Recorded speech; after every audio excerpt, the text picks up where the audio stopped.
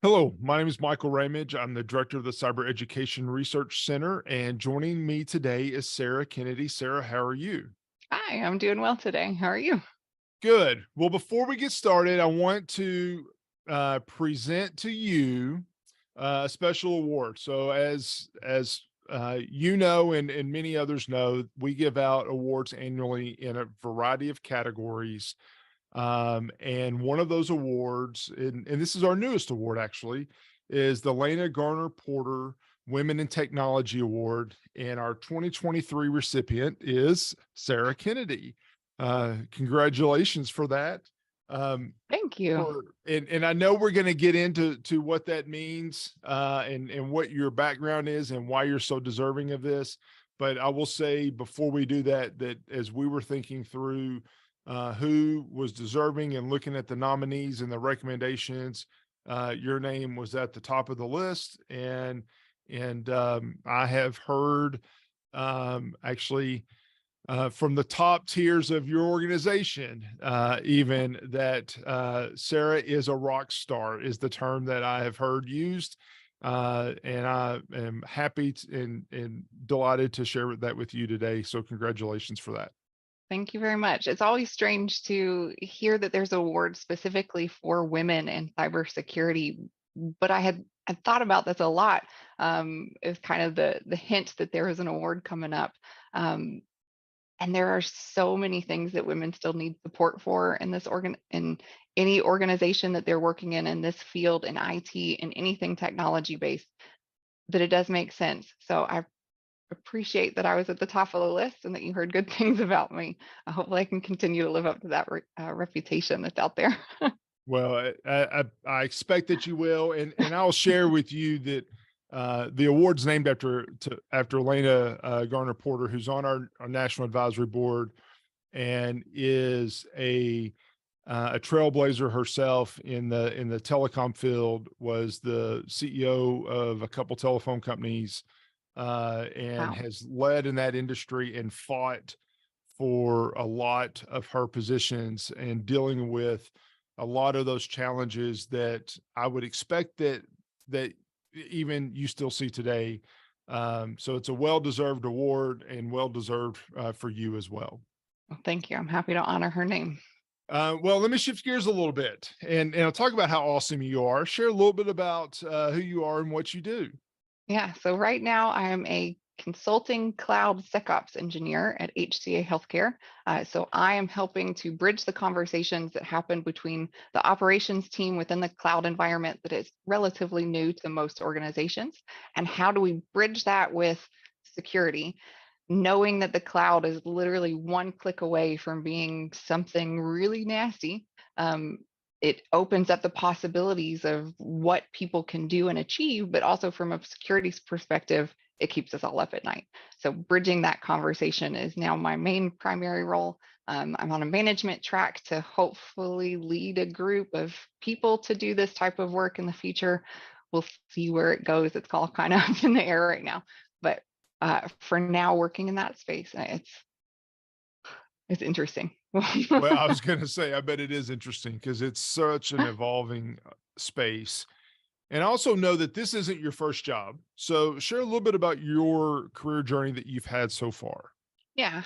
So I probably took a more traditional approach, and as far as getting into my career, I have an undergrad from Murray, I have a master's from Lipscomb, all focused within cybersecurity, IT, and then started with the grunt work of application support, making sure that the application is up running for the people who need it, and then really decided that security was my passion. It was where I feel excited to go to work each day. So I went into an information security officer role, tried that for a little bit, wanted something more technical and IT based though. So swapped into vulnerability management. And that's where I had been actually for the past 8 years before I moved into this role in August of this past year. And just kind of enjoying the path forward from there. A lot of the skills and components that I learned in vuln management apply to SecOps. A lot of the detection tools that we're using still apply in this field. So everything has just stacked one right on top of the other for me. And it's really made it a good foundation of where I'm at the moment. Well, that sounds like a fun journey. And through that journey, I am sure that you've had some experiences that have been cool, that have been fun, that have been interesting. Share one of those stories with us, just a cool story that you have experienced from your career so far. Yeah. So probably one of my favorite experiences that I've had, when I finished my master's program, you go through a capstone course and you end up with this big ginormous paper of your opinions on what's going to happen next. And I found a program through Kaspersky Labs actually, and I sent in my paper for this program, and they flew me up to New York. I presented it there. At the end of that, I had no idea it was coming, but there was a next path for that program, and it was to go to Sweden and present to a global group. And so I ended up making it into the rounds to get to go to Sweden. They flew me there. I presented with people from 19 different countries on the topic. We did a poster session. We got to essentially present all of the research that we had done for the past however long we had been in this path into it.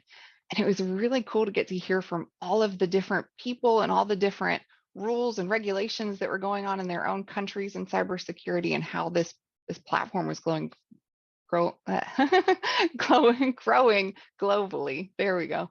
So it was interesting to get to talk with so many people. But as an extension from that, I got to interact with a company that may not be in the best light at this time. So it's a very strange topic to talk through, even if it in its own way. But it was with Kaspersky Labs, which is like their education front versus the company itself.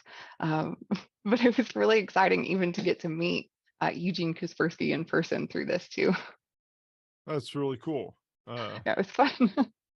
That would be for most students, that would be cool. That's a really neat experience. Well, you've done a bachelor's, you've done a master's, you've been in this career for several years now. Somebody that is a student today or looking to just get started in this career, what would be a tip that you would give them? Yeah, so definitely two tips here. One is learn your foundations. You are going into school really to learn how to learn and how to talk about IT things. If you don't know the basics, those conversations are going to be extremely difficult. And to tie into that, the conversations themselves require a lot of soft skills. It is not something that anybody really has naturally. Even the people that we see that uh, talk well and present well, they have learned that skill over time. It is something that we can teach, that we can help people with growing around us. Even you've heard me stammer a couple of times. It's something I'm working on. These skills all tie together to have really good conversations once you get into the business.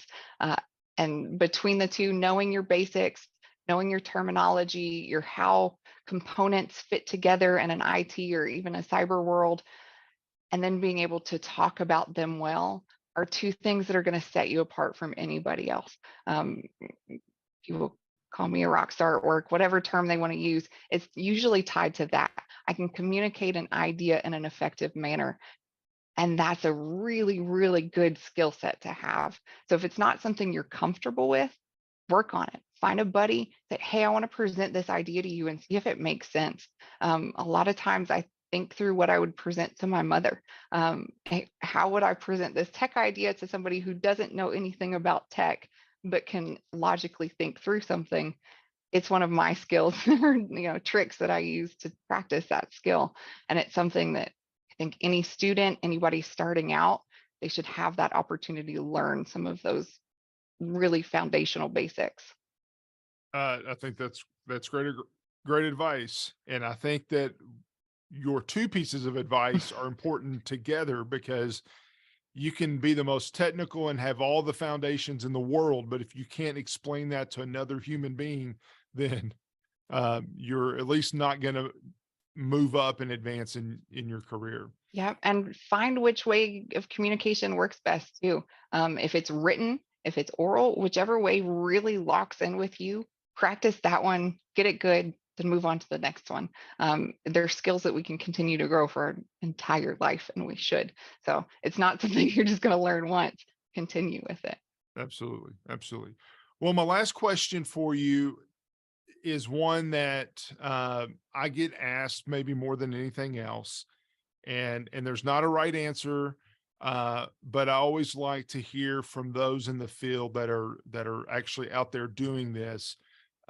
If somebody's just getting started, what certifications, if any, do you recommend that they pursue? Yeah. So my favorite for people getting started is the Comp TIA series. So any of them starting, they have entire paths built for how you progress through their certifications. Pick one, whatever it happens to be. It at least lets everybody know what base you have. So I can talk to somebody that has those certifications around whichever subject that they happen to know. If it's networking plus, if it's security plus, whatever it happens to be, I know at least the baseline that you're at. So it gives me a good place in interviews and early, job opening kind of conversations, as well as deeper ones. It's not necessarily something that's going to build you up and stand out like something like a CISSP or something like that that you can get later on in your career.